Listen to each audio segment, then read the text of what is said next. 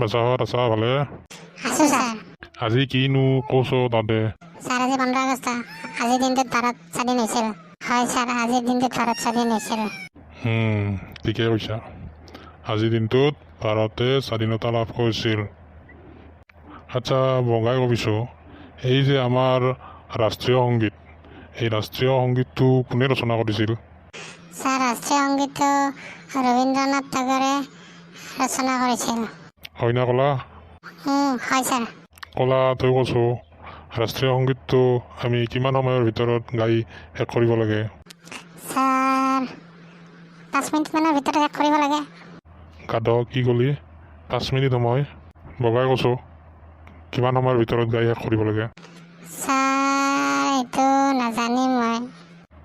নাজানা? ঠিক আছে, মই কৈ দিছোঁ। ৰাষ্ট্ৰীয় সংগীতটো আমি 52 ছেকেণ্ডৰ ভিতৰত গাই শেষ কৰিব লাগে। আৰু এটা প্ৰশ্ন মোৰ মনত আহি আছে, কি জান? ফ্ৰণ্টিয়াৰ গান্ধী বুলি কাক কয়? জান নেকি তহঁতে? নাজানো ছাৰ। ফ্ৰণ্টিয়াৰ গান্ধী বুলি আব্দুল গফুৰখনক কোৱা হয়। বুজিলি এতিয়া? পালোঁ ছাৰ। আচ্ছা, আৰু এটা কথা ভাবিছোঁ, আমাৰ যিটো ৰাষ্ট্ৰীয় সংগীত, এই ৰাষ্ট্ৰীয় সংগীতটো কিমান চনৰ পৰা আমাৰ ৰাষ্ট্ৰীয় সংগীত হিচাপে আমি গণ্য কৰি আহিছোঁ? কেতিয়াৰ পৰা? ছাৰ, 1950 চনৰ পৰা। চনটো হয়, কিন্তু তাৰিখটো কিমান? তাৰিখটো নাজানিম ছাৰ। ক'লাই জানা না? নাজানো ছাৰ। তাৰিখটো হ'ল জানুৱাৰীৰ 24 তাৰিখ 1950 চনৰ। তহঁতে এটা কথা জাননে, এই যে আমাৰ জাতীয় পতাকাখনৰ ৰং তিনিটা, এই তিনিটা ৰঙৰ অৰ্থ কি জাননে? নাজানো ছাৰ।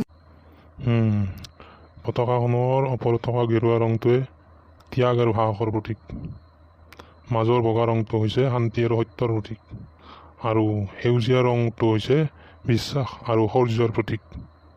আৰু পতাকাখনৰ মাজত থকা অশোক চক্ৰটোৱে কি সূচায় জাননে তহঁতে? নাজানো ছাৰ। অশোক চক্ৰটোৱে উন্নতি আৰু প্ৰগতিক বুজায়। বুজি পাইছনে এতিয়া তহঁতে? পালোঁ ছাৰ, পাইছোঁ ছাৰ। দে হ'ব দে, আজি যা তহঁতে। ঠিক আছে ছাৰ। ভালকৈ পঢ়িবি কিন্তু হা। হ'ব ছাৰ।